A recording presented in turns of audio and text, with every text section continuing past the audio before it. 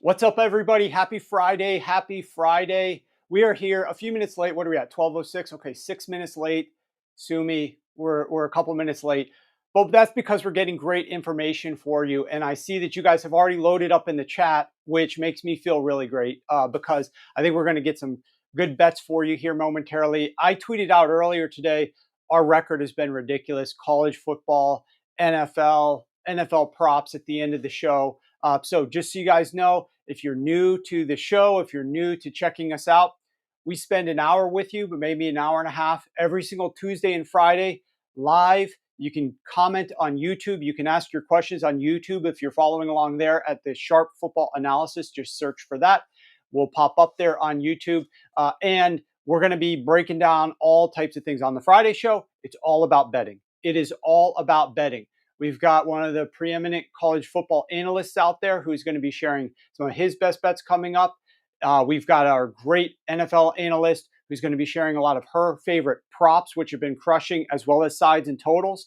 And then I come in at the end and I deliver a lot of my longest market bets that I really like. So we've got a packed show. We're going to dive right into it here momentarily. But first, I want to say thank you guys for all your positive feedback on the show thus far. Please continue to like, give it a thumbs up, subscribe, make sure you're checking us out, and we're going to be delivering for you. So with that said, Matt, let's go ahead and dive into the first topic. I want to talk a little bit about what to expect this weekend when Jalen Hurts goes up against that New York Giants defense. You know, normally on this show, we might talk about the Thursday night game, maybe some interesting coaching decision, interesting ref penalty or non-penalty. There wasn't really anything to talk about from Thursday night, right? We had two young quarterbacks going head to head. It really wasn't eventful. It was great for content. If you wanted to tweet out some funny clips, I got lots of likes and retweets on some of those clips. So it was great for that, but it wasn't really a beautiful sport to watch last night. That said, we did go 2-0 on our props. As long as you're making money, it's worth watching the games. So we move on to some better and greener pastures. Let's talk about this Philadelphia Eagles offense.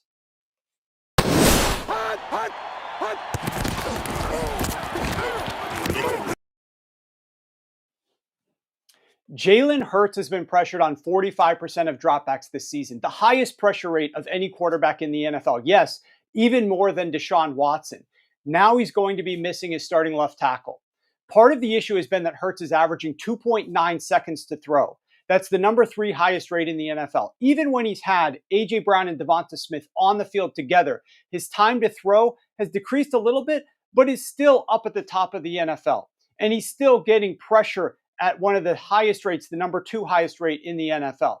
This could be a problem because the Eagles are about to play the Giants, who have the number 1 havoc defense. They rank number 9 in pure pressure rate.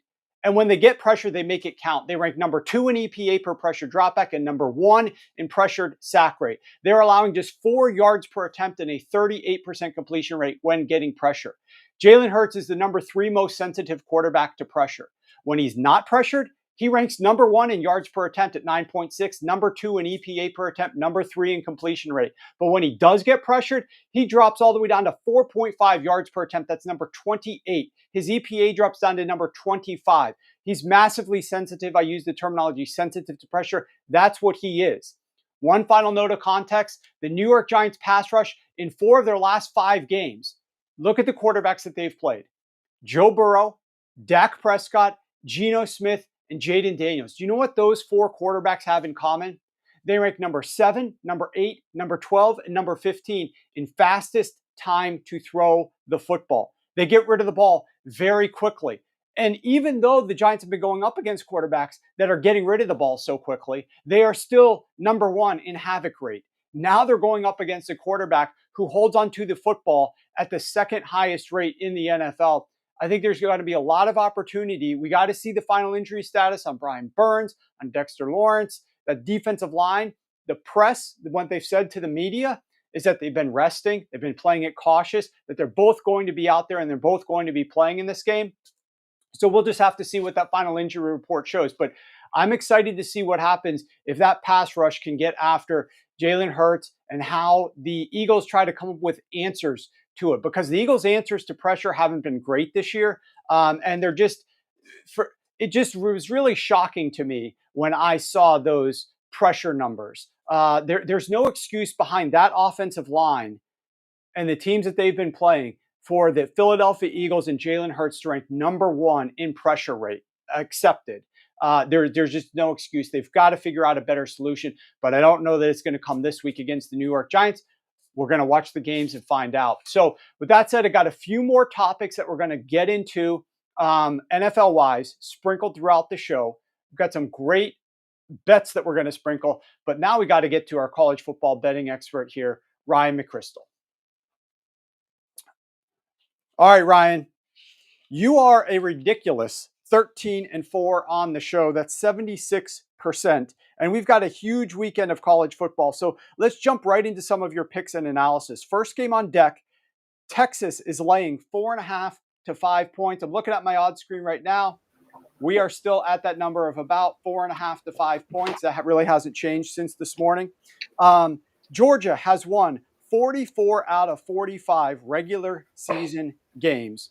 The Longhorns coach Steve Sarkisian believes that Saturday's game will serve as a statement of Texas's arrival in the SEC. Welcome to the show, Ryan. Tell us why we should be backing Texas tomorrow. Yeah, another one of these game of the year games. It seems like it's coming up every week now, thanks to realignment. We had, Alabama, Georgia, Ohio State, Oregon, now Georgia, Texas. Huge game, obviously.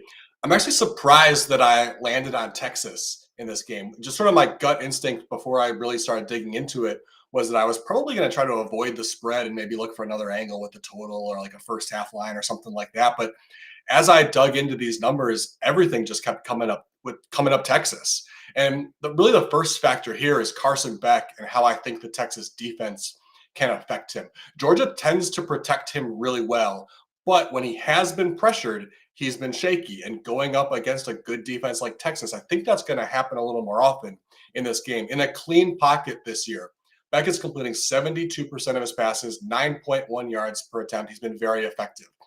Against pressure, however, 35% completion rate, 4.9 yards per attempt. That is a drastic difference. Obviously, everybody's a little bit worse, but that is a huge drop off. Now, Texas doesn't have an elite pass rush, but they do have a secondary that's playing really well this year. And so in this game, I think Texas's secondary might be able to create some sort of coverage pressures, so to speak, where nobody's open down the field. And so the pass rush just has an extra half second to a second to get home and disrupt the passing game a little bit. And, the Texas against traditional dropbacks this year, we've kind of already seen this happen. When quarterbacks take 3 or more steps in their dropbacks, like the pro style system, essentially, they're only allowing 4.9 yards per attempt. That leads the nation. Beck takes a traditional dropback almost 60% of the time. That's the focal point of this Georgia offense, is they want him to sit in the pocket and attack downfield at a relatively high rate. Those traditional dropbacks are obviously longer developing plays. So against a good defense like Texas, you need receivers who can create separation down the field. Georgia doesn't really have that this year. And so I think that even though Georgia does have a very good offensive line, I think if these receivers are going to struggle to create separation downfield, maybe Texas is able to create some pressure, even with a sort of mediocre pass rush unit, just because the secondary is helping them out so much. Now, the other big factor for me in this game is Georgia's lack of a pass rush on the other side of the ball. They don't have a dominant pass rusher, and that's been especially true in recent weeks due to the injury to Michael Williams. He's returned from that injury, but he's really played sparingly over the last couple of games. He's just they seem to be trying to get him out there and ramp him up, but he's dealing with an ankle injury. He's obviously not 100%. And so what they've done to counter that, since they don't have that like one guy who can wreck the offensive line, they have dialed up more blitzes. They rank 20th in terms of their blitz rate this season.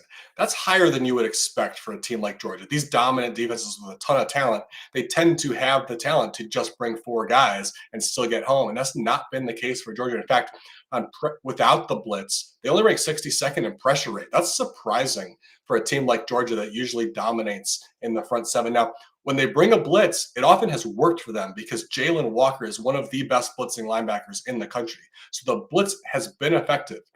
Here's the problem, though. We just talked about this last week before the Texas-Oklahoma game. There might not be a better quarterback in the country than Quinn Ewers at handling the blitz. I'll run through some of his numbers against the blitz from the last 2 seasons. 67% completion rate, 8.0 yards per attempt, and a 5.3% sack rate. That's an incredible sack rate just overall. But to only be getting sacked 5.3% of the time against the blitz shows an unbelievable ability that he has to just manipulate the pocket, avoid pressure, get the ball out quickly. He really is a veteran presence for this offense. So I think that Texas offensively with Ewers is going to be able to negate really the one thing that Georgia's defense has going for it, which is an effective blitz. If they can negate that, this Georgia defense suddenly starts to look pretty ordinary. So I expect Texas to be able to do what they do offensively. And as we talked about, I'm not really convinced that Georgia will be able to keep up. Now, I do want to add one caveat. Obviously, I've laid out some reasons why I like Texas. I think all of the numbers point that direction. But Kirby Smart is trying to establish himself as the next Nick Saban.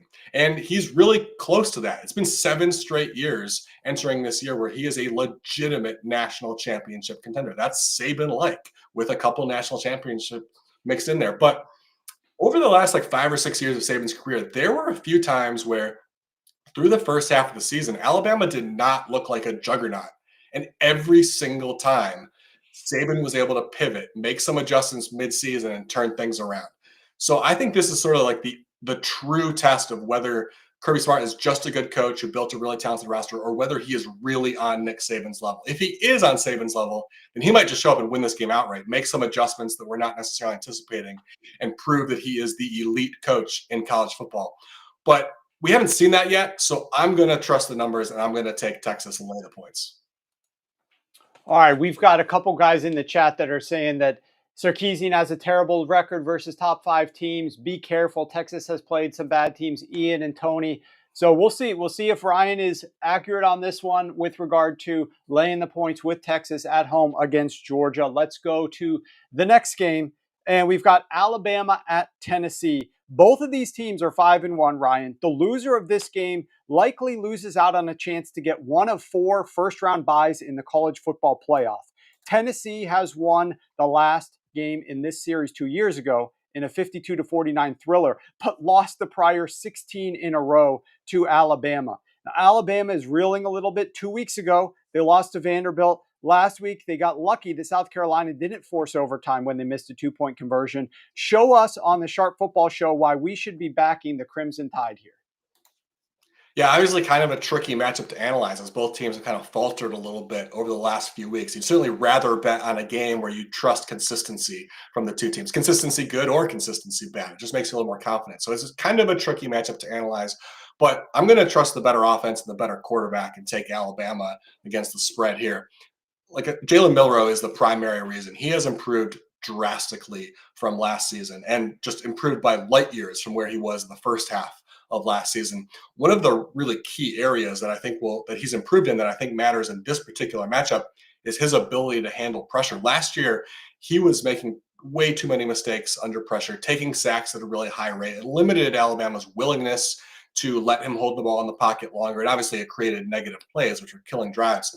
I'll run through his stats against pressure just real quick. Last year, 44% completion rate and 32% sack rate versus pressure. 1 out of 3 times he was pressured last year almost, he took a sack. That just kills drives. It kills your ability to put up points. This year, 55% completion rate versus pressure, 22% sack rate. Now, sack rate's not great. You'd love to see it lower. Like we were just talking about Quinn Ewers down at 5%. But for a quarterback who has that type of escapability, who holds the ball longer, you're going to see higher sack rates. So, Caleb Williams was the same way, and we know how good he was as a college quarterback.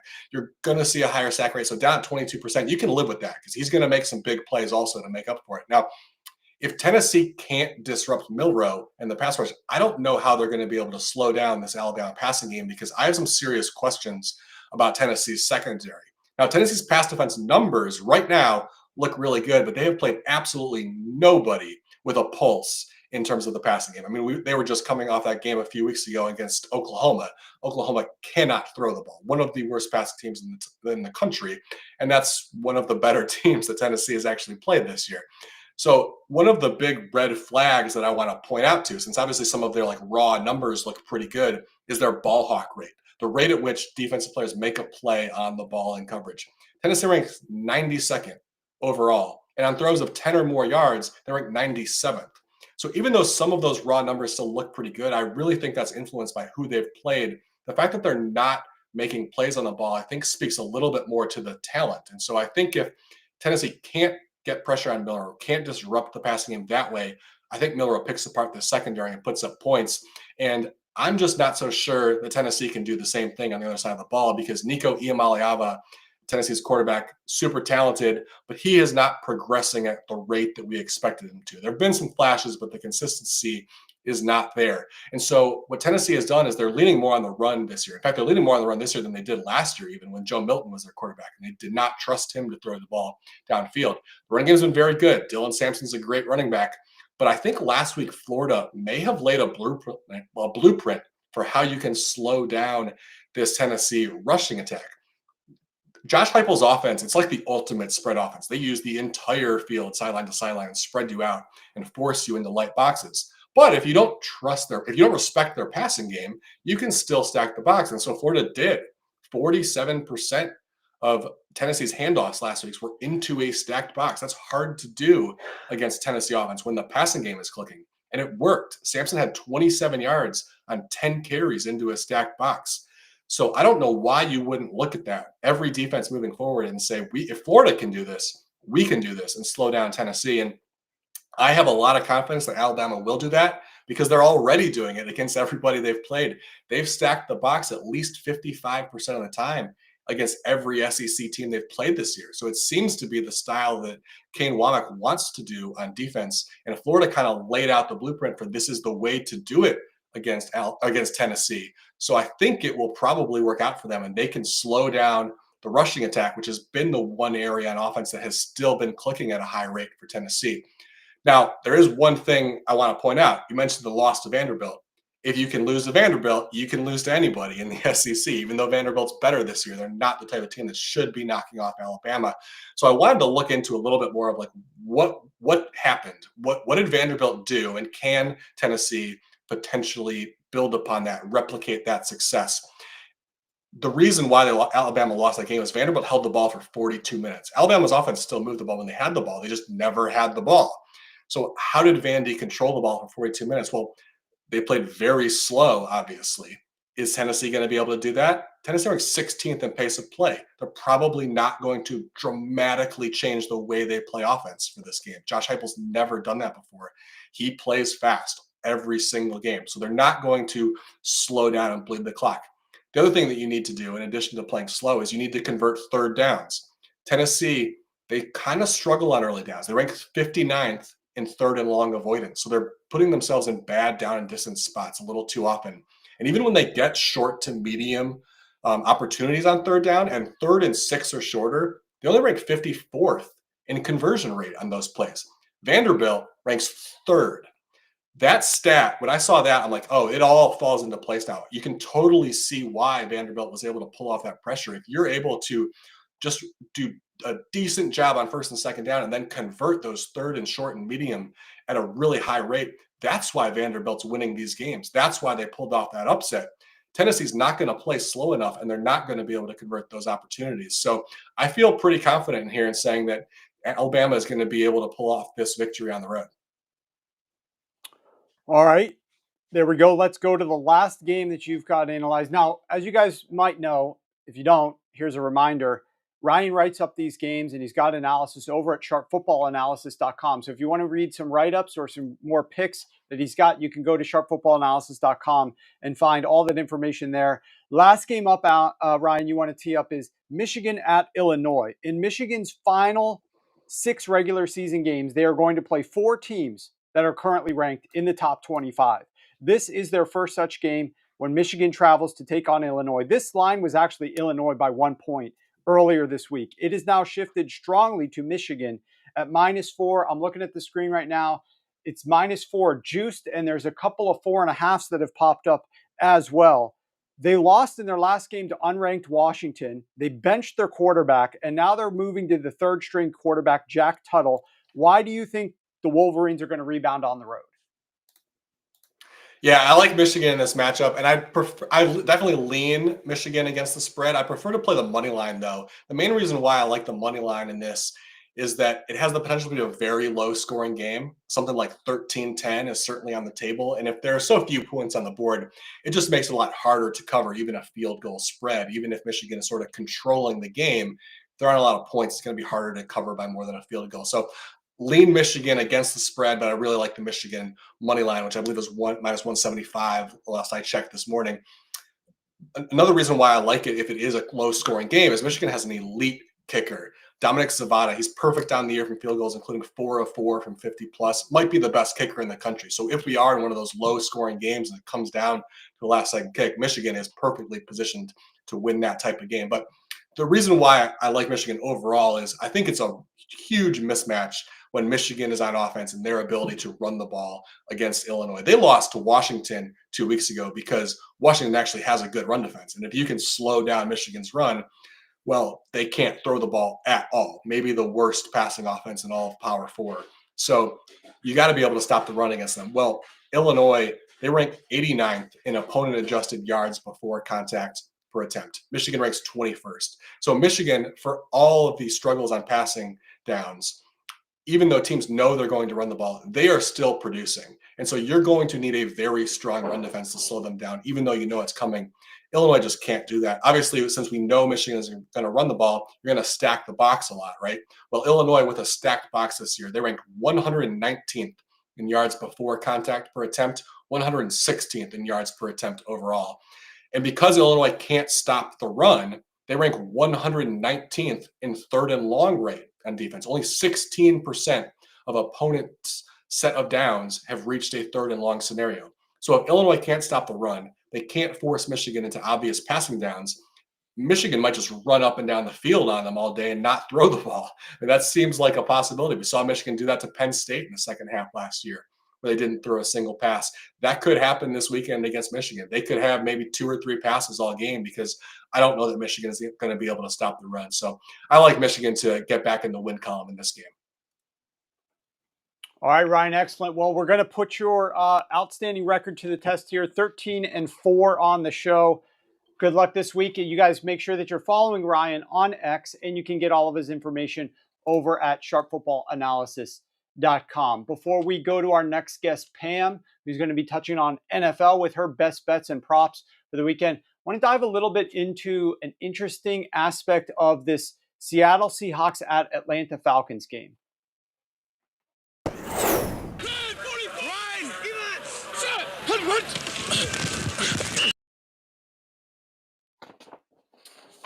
All right, guys. Look, strength of schedule is an interesting factor here. And strength of schedule is going to potentially matter for this Seahawks game when they travel to take on the Atlanta Falcons for both sides of the football here.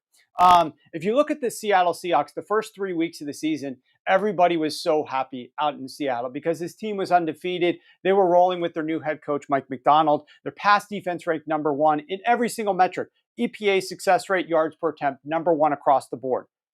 But then you sit back and you look at the quarterbacks that they played. Bo Nix in his first career start, Jacoby Brissett, who is now benched behind a horrible offensive line, and the now benched Skylar Thompson, who was filling in for Tua Tagovailoa. The last 3 weeks, the quarterbacks that this Seattle Seahawks defense has played, Jared Goff, Brock Purdy, and Daniel Jones without Malik Nabers. Now, we know that Daniel Jones doesn't belong in the category with those other guys, especially without Malik Nabers. I mean, this Giants passing attack ranks number 25 overall. But for the purposes of this, let's just lump them in there. Who cares? It doesn't really matter. The Seahawks pass defense the last 3 weeks ranks dead last in EPA, dead last in success rate, and dead last in yards per attempt. They are allowing 10 yards per pass attempt as opposed to the first 3 weeks of the season against those terrible quarterbacks, 4.7 yards per attempt. That's a massive difference. If you look at a couple of those quarterbacks that they went up against, Jared Goff, that was the game that he was 18 of 18. You remember that game? 2 touchdowns, no interceptions, absolutely perfect. And then Brock Purdy also threw 18 completions, 3 touchdowns, and 9.1 yards per attempt on a short week on the road. So outstanding difference. But it wasn't just the passing attack that was productive here. The overall defense was terrible for the Seattle Seahawks. the last 3 weeks. The first 3 weeks of the season, they ranked number 4 in points per drive allowed, number 2 in touchdown rate allowed, and number 4 in scores per drive. The last 3 weeks, number 30 in points per drive allowed, number 29 in touchdown rate, and number 28 in scores per drive allowed.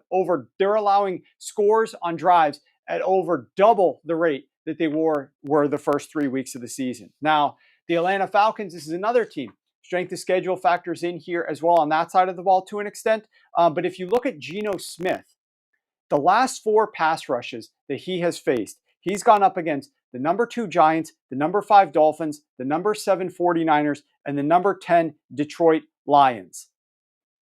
Those are some very solid pass rushes that Geno Smith has played. We're talking 4 top 10 teams in pure pressure rate. They also all rank top 10 in converting pressure to disruption via reduced EPA and high sack rates. And he's played 4 top 8 defenses. All these teams rank top 8 in havoc rate, which is a combination of sacks plus pressures plus tackles for loss plus interceptions plus forced fumbles, etc. Just creating havoc on defense. Those teams all rank top 8 there. Now he's going up against the number 29 ranked Atlanta Falcons in havoc. They do not get a lot of pressure. Now, the Seahawks passing game, it struggled in recent weeks, and they might be out without, I think, their second or third string right tackle in Stone Forsythe, which is something to pay attention to on the injury report. Let's see what ends up happening with his availability for this week's game. But if he is out, that could help the Atlanta Falcons, but they don't blitz a whole lot, and they don't get a whole lot of pressure. And so that's going to be very different for Geno Smith in this game. So I'm really interested to see how the Seattle Seahawks try to attack the Atlanta Falcons defense. And I'm also interested just to see how this Seattle Seahawks defense tries to hold up. They should be getting, this is an injury report you need to be paying attention to later this afternoon. They should be getting several guys on the defensive line back, as well as Boye Mafe, one of their great pass rushers. But they might be down some guys in the secondary. So we got to pay close attention to that. But this is the time of year where strength of schedule does factor in, strength of schedule does matter, and it's important to pay attention to that. All right, we're seeing some weird feedback on the mic. That's okay, because we'll toss it over to Pam, and I'll try to resolve that with my producer in a second. So let's move over to Pam right now. Once again, Pam, you swept the board with your props last week. You gave a little bit back on sides and totals, but you've absolutely been crushing it on props. You got a nice ladder bet that you're going to share with us momentarily. First, let's talk about the Chiefs and 49ers. I want you to break this game down. You've got Patrick Mahomes as a short underdog. That is obviously extremely appealing. Both of these teams were Super Bowl participants from last year, and they're dealing with a lot of injuries on the offensive side of the ball. So welcome to the show, Pam. Why don't you show us why some of those injuries might lead to a look on the total and share some of the props that you've got lined up. So there are a couple sides that I like to this game, backing the Chiefs as a short plus 1.5 underdog, along with backing the under. And you mentioned some of the injuries. Chiefs are coming into this as a much healthier unit. On the San Francisco side, you have Jordan Mason, Deebo Samuel, and Juwan Jennings, and even on defense, Malik Collins, Jordan Elliott. And the Chiefs kind of have like a clean sheet right now. So that could end up coming into this as a factor. But first, I want to look at the Chiefs backing plus 1.5. I think right here, the biggest key factor for me, and it correlates to some of the props, is the Chiefs defense has been just smothering opponents all season long to start, allowing only 17 points per game. They've given up 21 points in just one matchup. I'm considering this. The offense has looked a lot lackluster, but it has been an elite level type of defense for me. So I have confidence with backing the better defense, and it's in part because of the cornerback duo that they have with Trent McDuffie, Jalen Watson. They've been an exceptional duo in the league, allowing a combined quarterback rating of just 77 when targeted. This has contributed to Kansas City's 8th lowest completion rate allowed in the league at 62.5%. When you are facing a young, capable quarterback like Brock Purdy, we know that when he has all of his receiving weapons, his skill set has a very high ceiling. Some of these injuries, though, could really come into play here, because we've also seen when he's down one or two parts, he can kind of fumble all over himself. But it's not really just the Chiefs defense that's really impressive for me. It's overall, it's specifically the run defense has been absolutely stellar, limiting top running backs Derrick Henry, Bijan Robinson, and Alvin Kamara to a combined 103 rushing yards and just 3 yards per carry. That is super crucial because we know that San Francisco doesn't have Christian McCaffrey. They're third in rushing yards per game, but they haven't had McCaffrey all season. Now Jordan Mason is also questionable with his shoulder. How much of an impact is he going to have, able to get down into the ground and kind of bulldoze through the defense? I don't really have a lot of confidence in that. And because there's a lack of depth in that run game, that could severely compromise San Francisco's ground attack. Well, when you are able to stop the run, enter the pass rush, enter the passing defense, and the Chiefs have a pretty high blitz rate. They were second in the NFL at 34%. That's important because Brock Purdy has shown vulnerability against the blitz. He has 4 interceptions on the season, 3 of which were when he was blitzed. So if the Chiefs can contain the run game, which is already down some key parts, or one of the weaker points on the 49ers offense, that's going to force Brock Purdy into some obvious passing situations. Having an aggressive blitz approach, that's going to potentially force some of the errors. And don't forget, this is part of the narrative based, which I don't love to do, but it is a consideration when it is such a high factor to consider. Chiefs are coming off of a bye week, and Andy Reid is 12-4 coming off of a bye, so we know he's going to be well prepared for this. Now, the reason why I like the under 47 is in part because of that defense, but paradoxically, the Chiefs' offense is struggling, and so that I really like the defense to show out here because Patrick Mahomes has been uncharacteristically inefficient. He has 6 touchdowns, 6 interceptions, and the Chiefs, if they have to rely more on that defense, settling for some of those field goals instead of touchdowns, then we're looking at a lower scoring game. The red zone has been particularly inefficient. This is a big factor here. Kansas City has only converted 39%, 7 of 18 of the red zone possessions into touchdowns. That's 29th in the league. But San Francisco isn't doing much better, 12 of 27 in their red zone possessions, 25th in the league. Mahomes himself, in a press conference, he said, we need more touchdowns. So they're aware of this. It's just, do you have the key parts, the key players who can capitalize on some of those opportunities? Another consideration is Andy Reid's coaching style, because coming off of a bye week, if you look into the past, they are 4-0 to the under in the last few years. He might, the assumption is that he's going to employ more of a conservative, clock controlling type of approach to secure this win, since it is such a big time matchup. Fewer possessions, fewer points, and with the red zone struggles that they're having. So when you combine the Chiefs' defense, potentially more conservative offensive game plan, then you've got the recipe for the under. And I really love the defense in here to come through. So I like the Chiefs plus 1.5 and the under 47 for this. And you mentioned the props. The props that have been going, props are 14-3 on the season. Even if you eliminated a Derrick Henry rushing ladder, they're still 10-3. So still pretty solid. The props that I like for this are Travis Kelce, 64.5, at least 64 receiving yards, and a ladder with him, if you like it, 74, 84, getting plus money.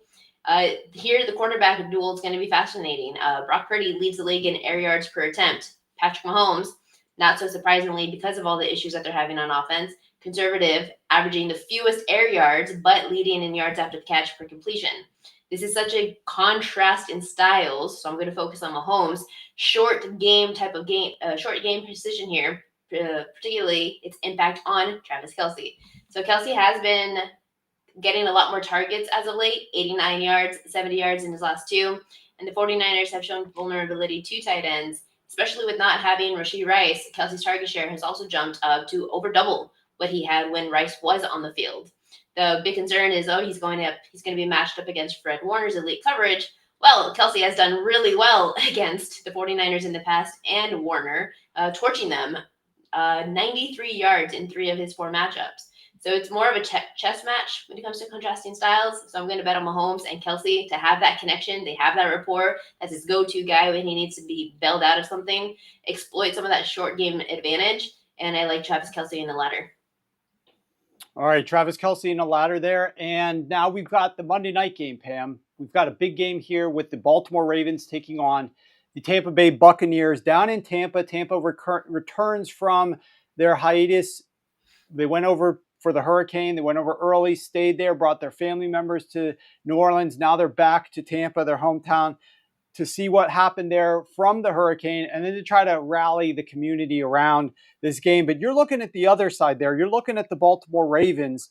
We're going to keep close tabs on the health of Mike Evans ahead of this contest, but show us why we should lay it with the Baltimore Ravens. And you've got another prop for us on this one, going back to the guy that you like the most this season, I believe, and that is good old Derrick Henry. The Cane. It is King Henry, sir. Thank you. I love Ravens -3.5 at the Bucks.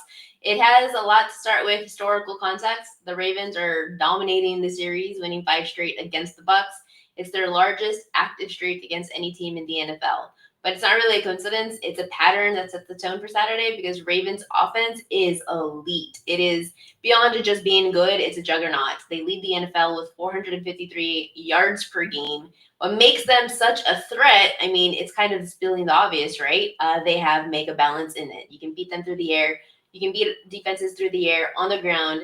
You're having to guess every snap which way is Lamar Jackson going to take off with his legs? Is Derrick Henry going to bulldoze through? But if we're being honest, yes, it is the ground game that truly shines. So in their last 7 meetings with the Bucks, the Ravens have averaged 140 rushing yards per game.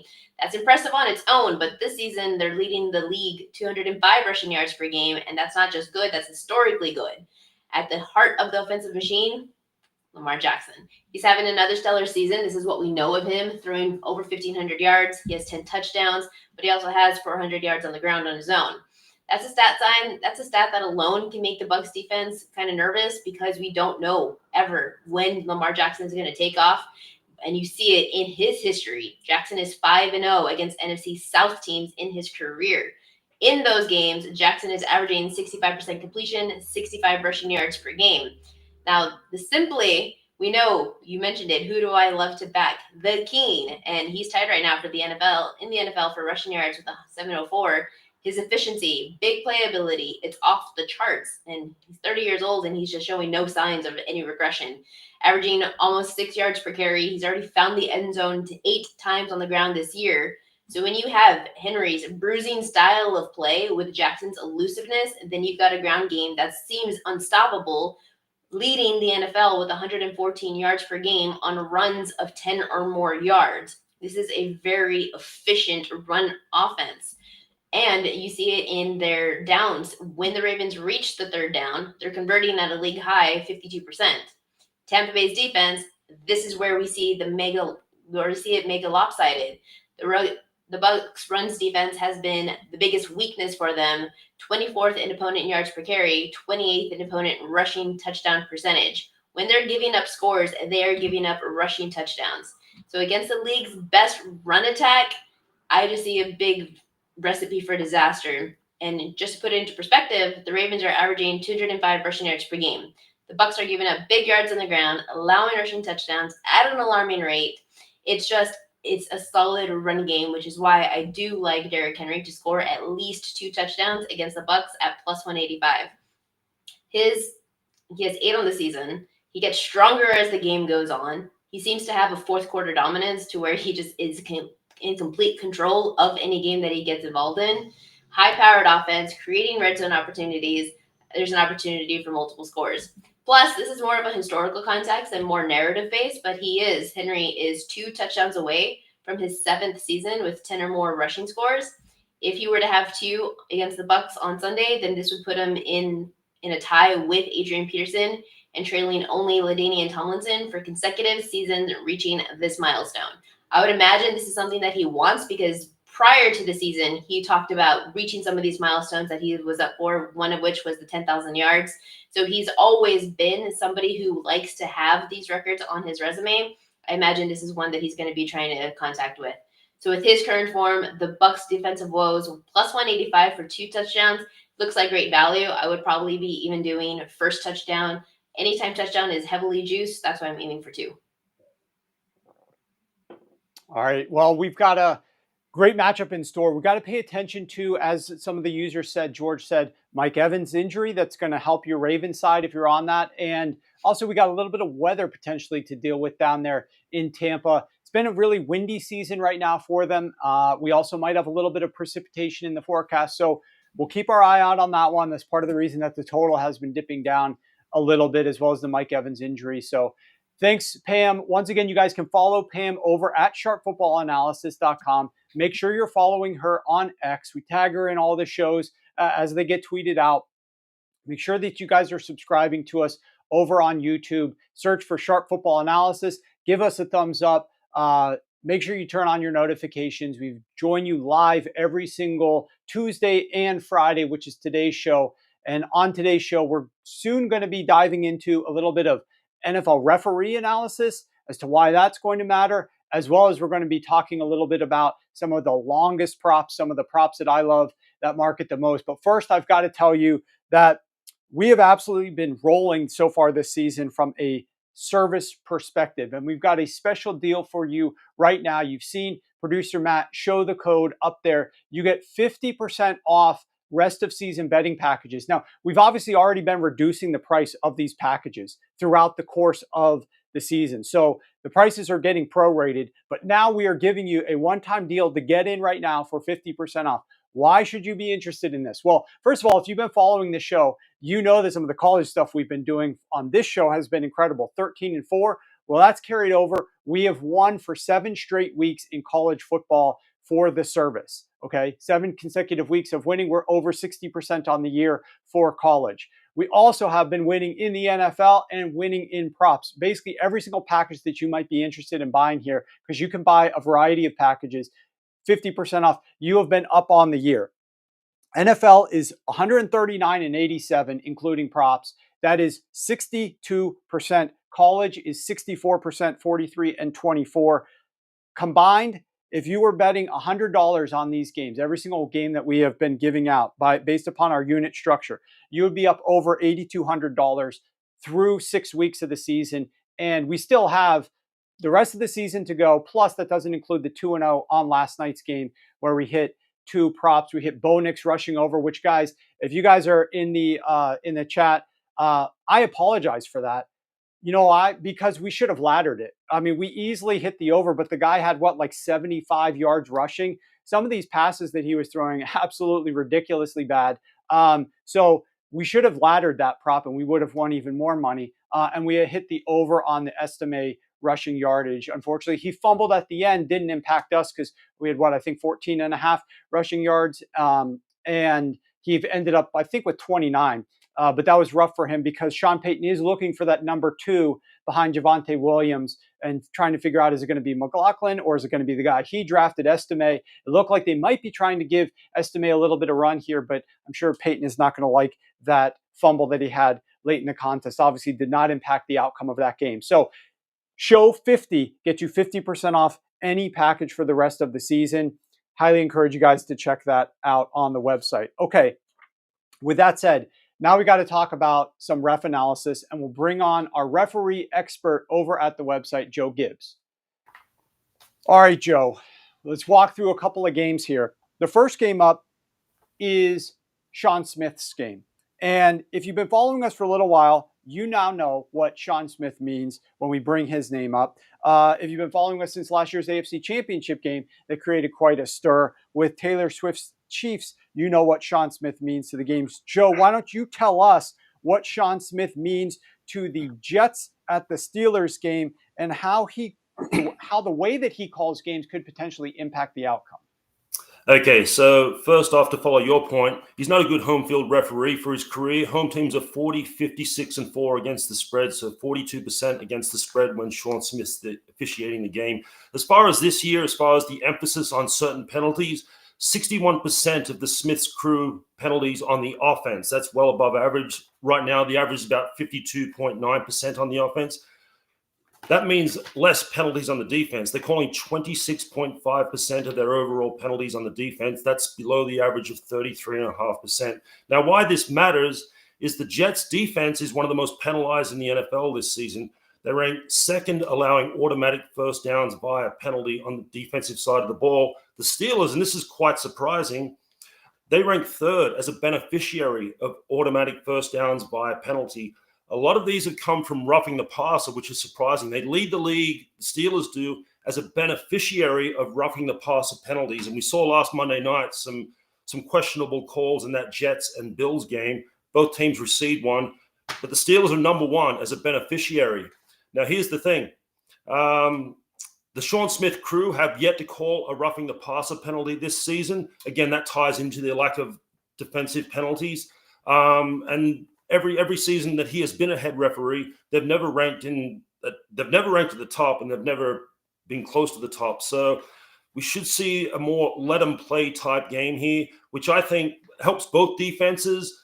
But here's the thing, and this is an interesting game in the sense that we've got Russell Wilson starting his first game in 10 months with a brand new team. He's never played with these guys before, with a shaky offensive line. So there's a lot of question marks around the game. I'm very interested just to watch it, just to see how things play out.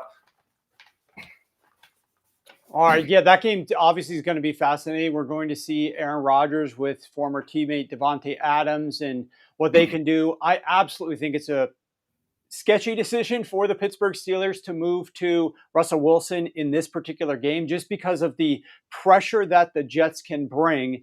The fact that the Steelers are the ninth most, so the Jets bring the fifth most pressure. The Steelers allow the ninth most pressure, and They are down their starting center as well. And so, and they are also down another lineman. So you are working with a weakened offensive line. You think Russell Wilson is going to play extremely well when he's under pressure? I absolutely think that there's a very good chance that we see week one Russell Wilson in this game. And what I mean by that is, think back to what all the quarterbacks around the league were doing in week one compared to what we've been seeing the last several weeks, where it seems like they got their feet underneath them. They're able to diagnose defense a little bit better, diagnose pressure a little bit better, having a bit more success. Week one, we were seeing tons of unders. We were seeing terrible quarterback production around the league. A little bit of week two, we saw that as well. So, Joe, I just am worried about inserting Russell Wilson. Keep in mind, it's not like Russell Wilson took like 100% of starters reps for the Pittsburgh Steelers during the preseason. It's not like Russell Wilson has played in this offense and on this team and with these receivers for years. He gets here in the offseason. He gets injured. He doesn't take starters reps. And now we're expecting him to come out there all of a sudden against this Jets defense without a starting center and just perform flawlessly. I think we're definitely going to see some issues with Russell Wilson back there. Let's get to the next game that you want to discuss here. Where is Monday my night. notes? Monday Night Football. Oh, yeah. We got the Ravens at the Tampa Bay Buccaneers. And you got some notes to us for us on this one. I don't know where my notes are. But I think, Alex Kemp is on the call for this one. Yeah. And you think that's going to mean something for the total in this one potentially. Why don't you show us what you think it means? Oh, absolutely. So if you remember back 2 weeks ago, it was the Seahawks at the Lions on Monday Night Football. That was the Alex Kemp crew. So they were on that game. They called 21 penalties that night, 13 of which were on the defense. And that's kind of par for the course for this crew. Over his career, he's 56, 42, and 2 to the over. They laid the foundation for higher scoring games. They call less penalties on the offense. This season, they're calling 46% of their penalties on the offense, which means a higher percentage on the defense. And that's par for the course with these guys. Both offenses will be given leeway. Both defenses, they'll be looking to throw flags. And so, like I said, go back to that Seahawks-Lions game on Monday Night Football. There were a ton of defensive penalties in that contest. And I really think we could see something similar here. And an interesting note, this is kind of useless trivia, I guess. The last time Lamar Jackson played Baker Mayfield on Monday Night Football was back in 2020 when Baker was with the Browns, a 47-42 shootout. Now, I'm not suggesting this is going to be that type of game, but I do think there are points of plenty. And I'm following what Pam said. I'm bullish on this Ravens team. I think Henry just adds a dimension that defenses have to respect. And it's just opening things up for everyone else. And Lamar's just killing it. Everyone else is playing at a high level because of the presence of Henry. Kemp is going to provide those timely calls here and there with a defensive pass interference or defensive holding penalty. And I like the Ravens, and I think it's going to be a high-scoring game, like 33-27, somewhere in that range. Well, we got to deal with the weather potentially. And let me just pull up the latest forecast because it's important to note this while we're talking through some things here. The latest forecast for Tampa Bay Monday night. Keep in mind, this is Monday night. Tampa. I am seeing that it's just a windy season down there right now. They tend to get a lot of wind this time of year. And right now, Monday night, 8 p.m. kickoff, we are seeing 11 to 12 mile per hour winds, gusts 19 to 20 miles per hour. I think that's reasonable. That's But okay. I think that's reasonable. There's a chance it could increase and fluctuate. It's definitely windier during the day, like at 2 p.m. Right now at 2 p.m. is calling for rain and 13 mile per hour winds, gusts of 28. So you never know that region. Pay close attention to the forecast before you're going to place any bets there. But great information as always, Joe. Reminder, you can follow Joe on X. He's commenting throughout some of the games, sharing some ref stats in real time. And in addition, he's over at Sharp Football Analysis. He writes a great weekly article. You can search for, just go search Sharp Football Analysis ref analysis or ref data, and his thing will pop right up if you Google his article. So we will get to some of your questions. I appreciate that, George, that the sound is perfect. Before we get into my longest prop bets, I want to mention one thing. George asked a great question here. What impact is rest advantage having on sides so far this season? So it's still a little bit early, George, to really focus on betting too much based upon rest edges, not ref. We just talked about refs, rest edges. But what I will say is this, especially the first 4 weeks, you really want to toss that out. I still think right now, historically, it's not the best time to do so. But I'll just go ahead and share that since week 5, so it's really only been the last 2 weeks, because most teams, if you don't have a lot of rest week 2 or week 3, it's not as big of a deal. Where it becomes a bigger deal is when everybody on your entire roster is getting treatments after the games because you've been beat up for months throughout the course of the season. You're missing some players, you got some backups, and now you're going on short rest compared to your opponent. That tends to become more of a factor. That's why it's magnified a little bit later. But over the last several weeks, teams that have at least a 3-day rest advantage over their opponent are 7-1 straight up, 6-2 ATS. This helped the Giants cover and upset the Seattle Seahawks outright. This helped the Cowboys against the Pittsburgh Steelers Sunday Night Football 2 weeks ago. The Tennessee Titans did not get it done against the Indianapolis Colts. They were on extra rest. That was last week's game. Will Levis lost that one 17-20. I do call him Will Levis because he's a large reason why they lost that game, obviously, as he typically is. The Philadelphia Eagles beat the Browns but didn't cover. Obviously, that was the blocked field goal that was run back for a touchdown. That was one game that if that doesn't occur, they win and cover, and now we're 7-1 straight up and ATS. But because they didn't get the cover there, it's only 6-2 ATS. We also have the Bucs last week versus the Saints. They were off of extra rest. We had the Chargers last week against the Broncos coming off their bye. They won and covered the spread in that one. We had the Lions against the Cowboys, who were off of their bye.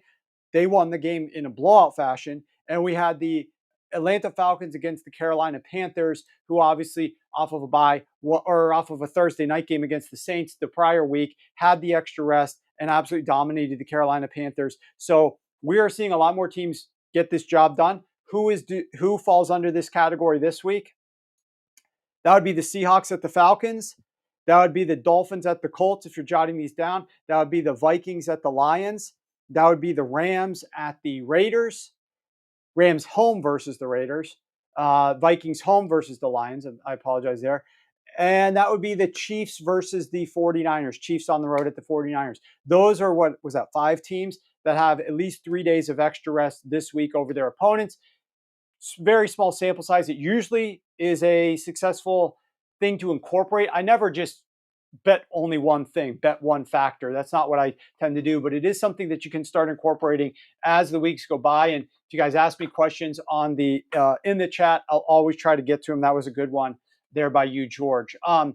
We will be getting to some more of your questions. So if you've got some more questions, you want to throw it in the chat, make sure you're over on YouTube. You can do that and integrate with us over there. Sharp Football Analysis is what you search for. We'll get to some of your questions momentarily. First, one of the moments you've been waiting for. I mean, look, the props from Pam have been crushing. She gave you a bunch. college bets from Ryan have been crushing. He gave you a bunch, all for free, of course. I've got my longest props, and I call this segment the longest reward because you guys stuck around the longest, and you're going to be rewarded for that. Scott, we're going to get to something for you momentarily. Scott asks, any props for the Vikings-Lions game? Indeed, there is one. Indeed, there is one. So with that said, give me 1 second, because some of you guys are probably clients, and I always want to give my clients the first crack at these, but I'm sure that these will stick around for us. So I just had to hit send. You guys that are clients, get ready. Your phone will be buzzing in a second. I'll go ahead and answer your question, Jason, about the EDSR edge. Which teams have an early down success rate edge so far this week? Not great TV because my screen is small and my eyes are not perfect here with all these bright lights shining on me.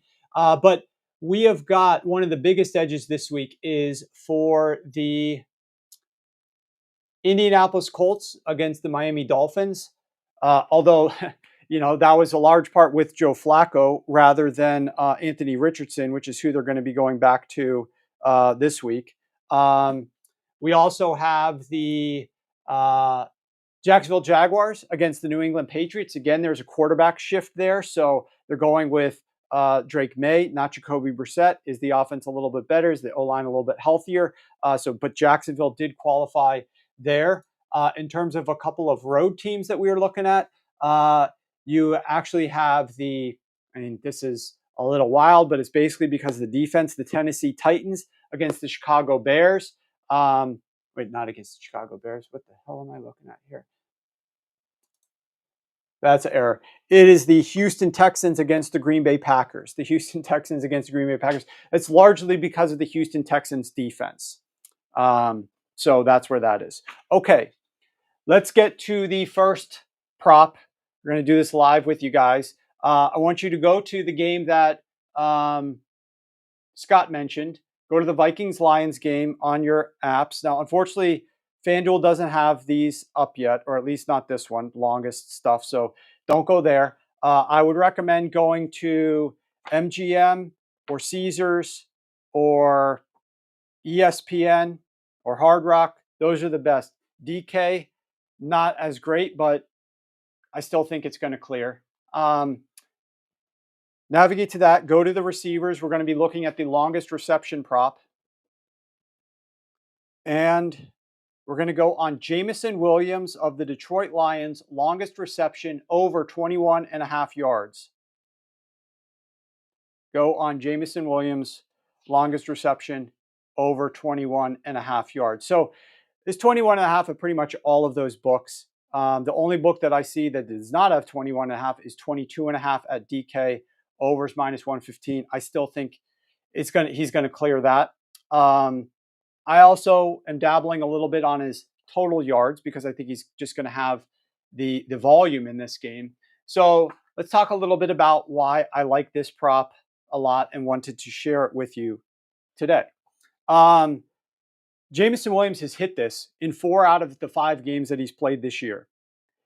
Last year, the Vikings, let's break this game down because we haven't talked about it yet. Last year, the Vikings blitzed Jared Goff on an insane 73% of their dropbacks. That was the highest blitz rate for the Vikings in any game last season. They are this season blitzing at the NFL's #1 highest rate on early down passes at 47% and #2 on all downs at 41%. When they blitz this year, just like they did last year, they're playing zone behind those blitzes at a 71% clip, the #4 highest rate in the NFL. That's nearly identical to what they did last year versus Goff. Last year versus Goff, when they blitzed, they played zone behind it 73% of the time. So, last year was Brian Flores' first year managing the defense for the Minnesota Vikings as their coordinator. Now we know what we're going to get, right? We know the Lions know they're going to get a ton of zone blitzes in this game. So they're going to be prepared for that a little bit more. What we also know is this. Jameson Williams has 32% of the Detroit Lions targets versus zone blitzes this year. That leads the team. Now strip out zone and just look at blitzes alone. Now, first of all, 32% is ridiculous. 1 out of every 3 passes when they're facing a zone blitz is going to Jameson Williams. And we know that the Minnesota Vikings are going to be hitting them with this like 75% of the time almost. So, I mean, we're building to this, all right, guys. Jameson Williams has 29% of targets versus any blitzes whatsoever. That not only leads the Lions 29%, he has racked up 253 receiving yards versus the blitz this year. That is the most in the NFL. This is per Rich Rebar, his great work analysis over on the worksheet. You can check that out over at sharpfootballanalysis.com. Highly recommend that you are subscribing to an all-access package, which gets you betting and the worksheet and all the fantasy. You can also get that if you're subscribing and using the code SHOW50. You'll get NFL Plus. NFL Plus will get you access to all those detailed write-ups, or you can join just for the fantasy information as well. But he is racking up the yardage versus blitzes, leads the NFL in that. What I also like about this matchup is that the Vikings have the NFL's number 3 ranked run defense. Again, a strength of schedule mismatch here. The Lions' last 5 games, in their last 5 games, they have played 4 bottom 10 run defenses. The Cardinals, the Rams, the Seahawks, and the Cowboys. They had a neutral run rate of 50% or higher in all of those games. They went 4-0 in all of those games. On first half early downs, they passed the ball in those games on average just 43% of the time. So think about that. They're playing teams that cannot stop the run, that are terrible against the run, and they're winning these games, and so they're able to have high run rates and low pass rates. The only team that they played that had an above bottom 10 ranked against the run was the Tampa Bay Buccaneers, who still only rank about average. They're not great. Not great like the Minnesota Vikings obviously are, but they're better than bottom 10. In that game, the Lions, no, they didn't pass the ball on only 43% of early downs in the first half like they did against those other 4 teams. They passed the ball on 68% of first half early downs. Can you guess which game this year Jameson Williams saw 11 targets in, the most of any game this season? Yes, it was the game against the Tampa Bay Buccaneers, who have about a league average run defense, the best run defense that they've played so far this season. And the game was nip and tuck. And so they threw 11 times to Jameson Williams. He had a long of 50 yards. So the final thing, I don't need to go into this level of detail. Guys, I just love doing it because I'm a little bit of a data nerd here. So what else is there to do at 3 a.m. Last night when I'm researching this for you guys? Because yes, I'm pretty much my work day does not end until after 3 a.m. every single night. Look at what the Lions are doing against the blitz this year. I found this to be fascinating. Okay, when they're blitzed this year, they are averaging 8.4 air yards per attempt. When they're not blitzed, they're averaging 6.6 air yards per attempt. That is the exact opposite of what they were doing last year. Last season, when they played, last year they averaged 6.1 air yards versus the blitz, 7.0 air yards when they weren't blitzed. So when they were blitzed, they were throwing it shorter by almost a full yard. This year, when they're blitzed, they're throwing it over 2 yards deeper than what they did last year, and they're throwing it almost 2 yards deeper than they are when they're not being blitzed. They are making the defense pay. 44% of Goff's passes versus the blitz traveled 10 yards this year. It was 29% of them traveled 10 yards last year. 27% of his passes versus the blitz this year travel 15 plus air yards. That was only 16% last year. For perspective, that 44% that traveled 10 plus yards, that ranks number 6 this year. Last year, that ranked number 43. The 27% of passes that travel 15 plus air yards, that ranks number 10 this year of all quarterbacks. Last year, that ranked number 47. So in the offseason, they came out and they said that they were going to try to attack deeper down the field when they were blitzed and make those defenses pay. They're going to have their opportunity. This is a ridiculous blitz-heavy defense that they're going to be going up against that plays a lot of zone coverage behind it, and they are going to have their chance to make them pay. They also might be better at stopping the run. Absolutely. Bowles is a blitz spammer. Yes, he is. But there's no doubt that the Minnesota Vikings are as well. So it is going to be a lot of opportunity to throw the ball down the field to Jameson Williams. Everything I just said, just rewind. I'm not going to summarize it. I like that one a lot. Okay, next bet to set up. We are going to go to a Monday night game. Oh, books. What books could you get this at? All these books are good. ESPN, MGM, DK. Those are the only books that have this prop up right now. Go to one of those three books. I can't help it. It's a Monday game. I really like this one. I'm sorry that there's a couple more books that have the Sunday games lined for longest, but we're going to go to Monday night. I mean, it's Friday afternoon. I mean, we should have more books lining longest rushing yards at this point in time, but we're going to go to the Chargers-Cardinals game. Chargers-Cardinals game. Look at the rushing props for Chargers-Cardinals. Look at the longest rush for Chargers-Cardinals. Bet365 has it as well. Okay. The longest rush for Chargers-Cardinals. We're going to go to J.K. Dobbins. Over 16.5 longest rush for J.K. Dobbins.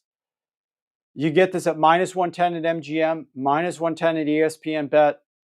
It's minus 120 at DK. I don't know what it is at Bet365, Darrell. I'll let you get that in, and let me tell you a little bit of why I like this bet.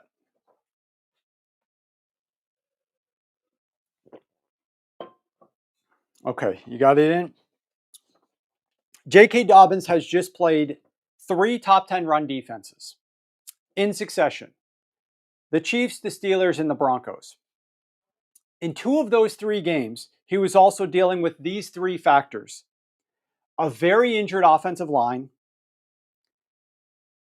a very injured quarterback in Justin Herbert with his foot, and he was splitting time with Gus Edwards. Now, he was splitting time a lot more beginning of the season. Then he showed that he is the king. And then they started to work and phase out Gus Edwards. But Gus Edwards was still getting a significant amount of carries until he got injured. He's not dealing with any of those 3 things right now. His quarterback is healthy. Justin Herbert's foot is better. His offensive linemen have returned. And he's no longer splitting time with Gus Edwards because Gus is now on the IR. And last but not least, obviously, he's not going up against a top 10 run defense like the Chiefs or the Steelers or the Broncos. He's going up against the Arizona Cardinals. Last week against that stingy Broncos run defense, he got 25 touches. That's what I like about this one. He's going to get the volume here because he's the main guy who's going to be getting the volume. They'll spell him with Vidal a little bit, but that's just more like catch a breather or the game's out of range.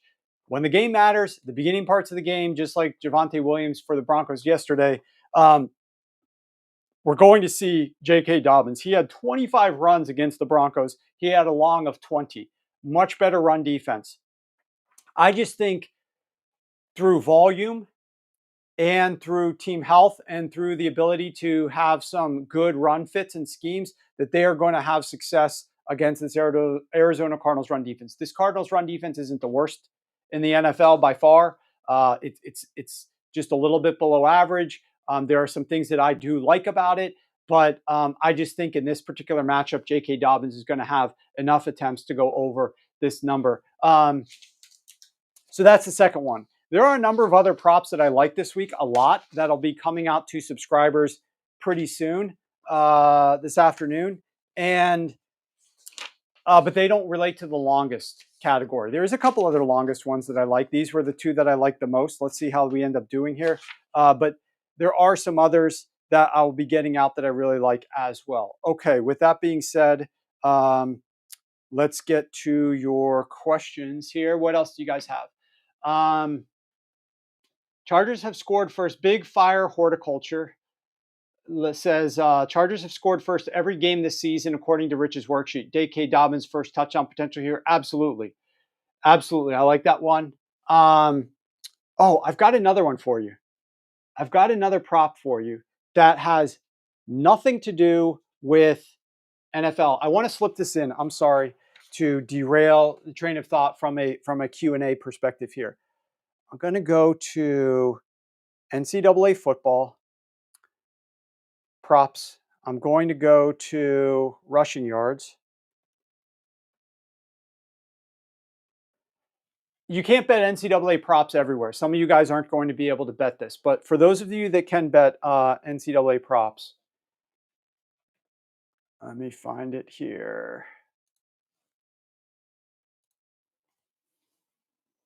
We are going to go into my Slack. I'm going to pull it up. Okay. All right. This one has already moved a fair amount. So for those of you guys that don't know, we do serve NCAA football props on the website. I will have Jack, if you're listening, Jack, or Matt, remind Jack, I want to see the NCAA props package moved up on Sharp.Football to the number 2 position on Sharp.Football. So if you guys don't know, some of the times we do deals or we do specials, we say just go over to Sharp.Football. You can find it. Go to Sharp.Football, just punch that in, and you'll see like a few of the key links that we want you to see. I'm going to make sure that NCAA props are up there so that you can jump on board with that package if you're interested. But BYU is playing tonight. They are playing Oklahoma State. And the guy that does props for us, this is one of his largest bets of the week. Now, if you are part of our package, you got this at 36.5. I know for a fact, though, that he likes this over 36.5, and he still likes it in the low 40s as well, though naturally not as much. This was a 1-unit bet for him at 36.5. Hinckley Ropati, the running back for BYU, 43.5 rushing yards is at MGM. 44.5 is at ESPN. You can hit that. He likes the over in that game. Over 43.5, 44.5. He's alting it as well. He's taking some ladders on Hinckley Ropati as well, the backup running back there for, or the running back for BYU. So he likes Hinckley tonight to exceed that. Okay, back to the NFL. Yes, please like and subscribe. Thank you, George. Thank you, Big Fire Horticulture. Yeah, DK does not have those up. It looks like the books that have it are FanDuel, MGM, Caesars, Rivers, ESPN, Will Hill, obviously. If you are in states that you can bet college football player props. Many of you guys can't. Certain markets have it. If you're interested in getting these props, we are doing these couple send outs each week. We've got a new props guy on the website. We're having a good season. I don't know the record offhand. I'll have to get that for you guys and share it at some point. But if you're interested in that package, you can find it at Sharp.Football. Look later today. There's already 5 or 6 that he sent out for this week, and there'll be some more that'll come in later. Okay, let's go ahead and get some questions. Ian, I'm not sure what you're saying. Is total over also good? Total. Oh, you mean like rushing and receiving? I'm not dabbling in rushing over receiving. If you're talking about total rushing yards for J.K. Dobbins, yes, I am betting the total rushing yards over for J.K. Dobbins. I want to say it's at 71.5, if I'm not mistaken. I think he's in a good enough position here, just with the volume and the theoretical game state here to exceed that number. Peter Gazer asks, do you like Amon-Ra in this same game? Yes, I do. I think Amon-Ra is in a pretty good position here. And I just think this game is going to involve a lot of back and forth. I am really intrigued to see what the Detroit Lions decide to do from a pressure perspective. How are they going to make up for the loss of Aiden Hutchinson? And my fear, let me see if I got my sheets here. Where are my sheets? Okay. These are, like, you guys know, I do all my sheets where I write up things and draw a line. You know, I got pages and pages of these.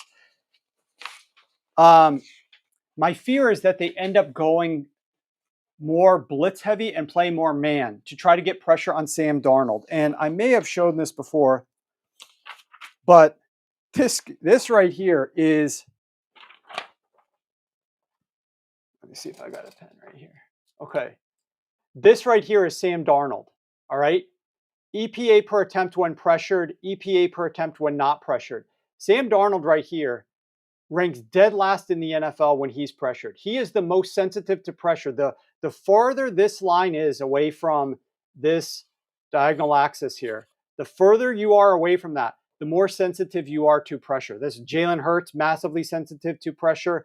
Lamar Jackson, sensitive to pressure. Kirk Cousins. And the longest one here is our friend Sam Darnold. And so are you going to get pressure on him by sending an extra blitzer? And that means you're going to play more man. If they do that, if they play that type of coverage, I think that you're going to have a lot of success, though, for Sam Darnold on the dropbacks where the pressure does not get home. Because Sam Darnold is actually much better going up against man than he is zone. Here's another one. You can see this is the better against man, better against zone. Look at where the Vikings are. They got one of the longest lines here away from the diagonal axis, much better against man coverage. So I'm worried. What I would do if I'm Aaron Glenn is I am playing. Go back and look at the last 2 weeks. I don't have the numbers right now, but I was looking at it earlier. They have used a lot more cover 2 the last 2 weeks. The Detroit Lions have than at any other point in the season. This was before Aiden Hutchinson's injury. I wonder if they're going to play a little bit more of that here. If they played more too high in this game and did not blitz quite as much, but were still able to get a reasonable amount of pressure, I think they would have much better success defensively than if they send extra blitzers and play a lot of man behind it. So they're going to have to get creative with ways to manufacture pressure because they need to do that because it does impact Sam Darnold so much. But if they sell out to try to hunt that pressure at the risk of playing man behind it, you're going to allow some big plays. Like Justin Jefferson could have some massively explosive plays when they try to send extra pressure and man cover some of these guys. It may not look pretty at all times. Let's see here. Arnold. Yeah, Arnold is a walking holding penalty. DPI holding, exactly.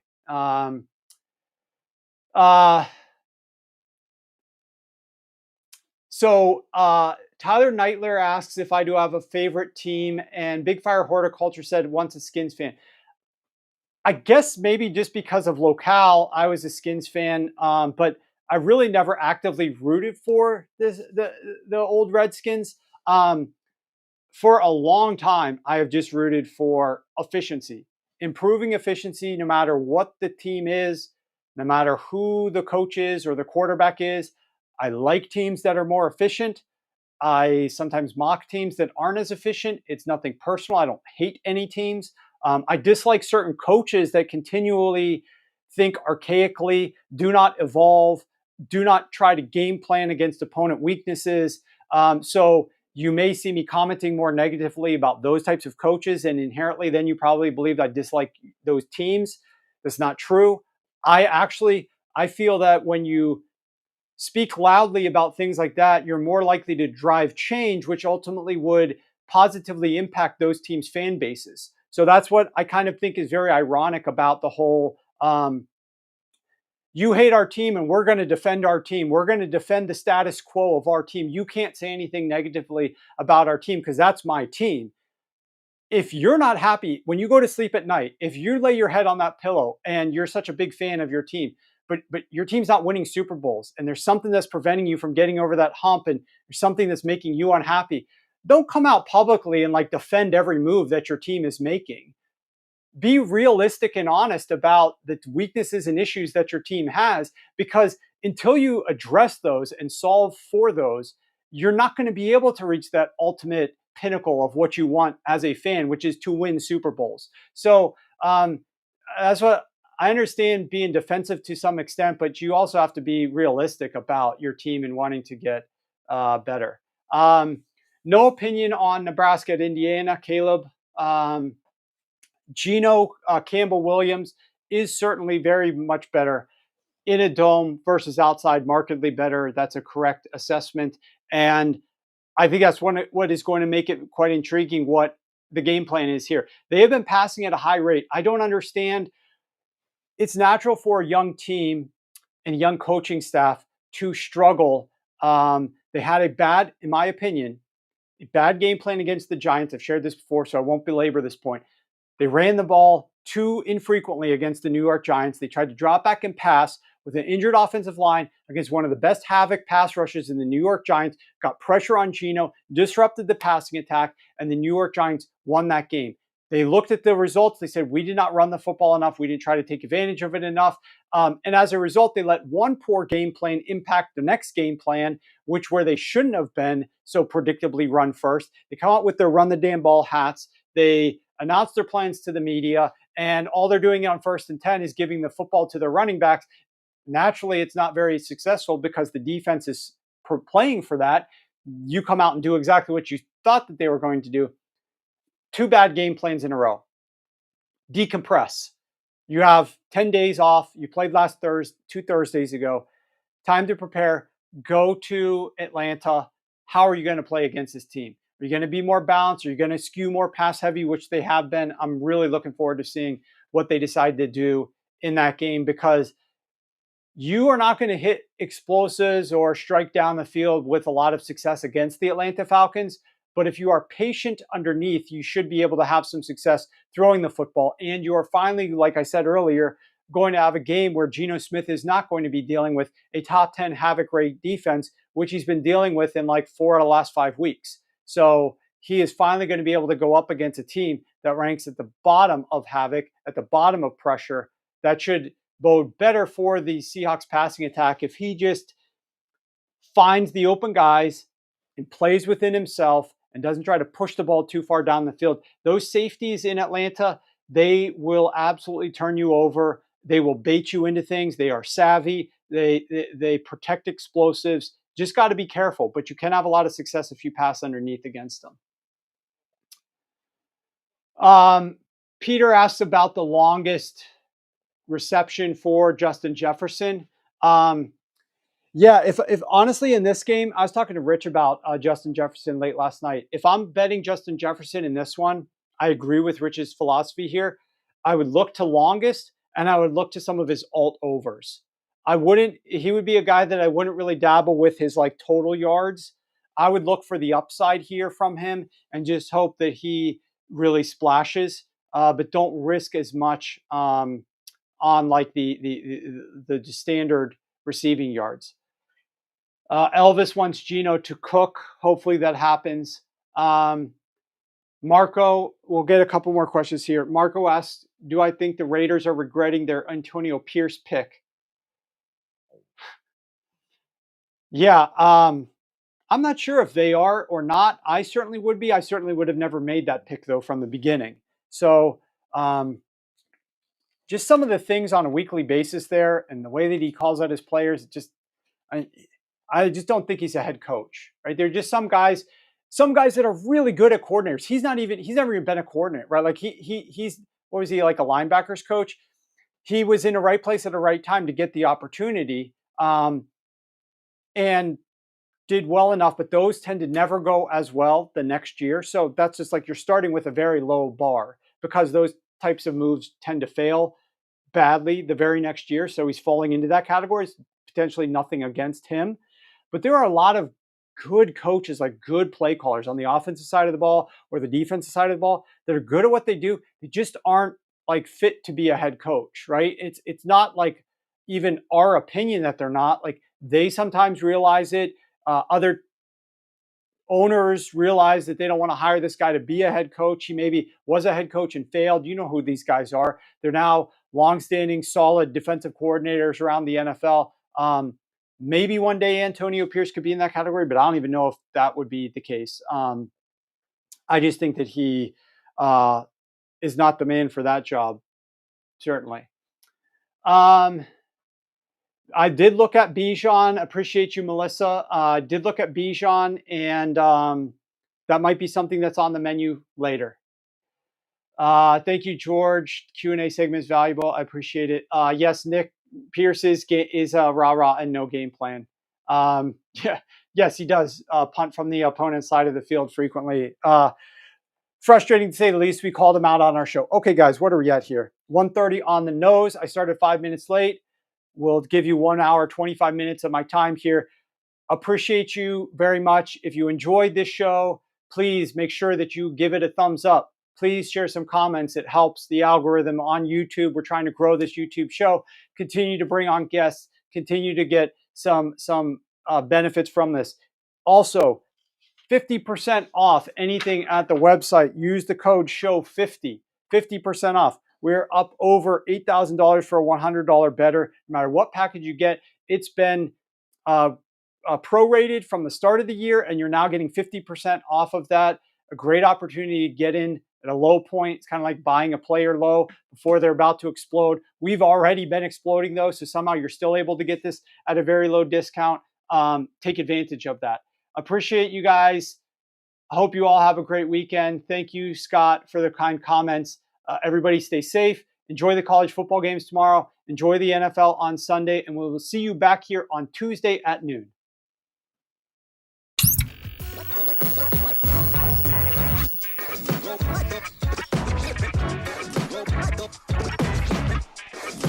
Go,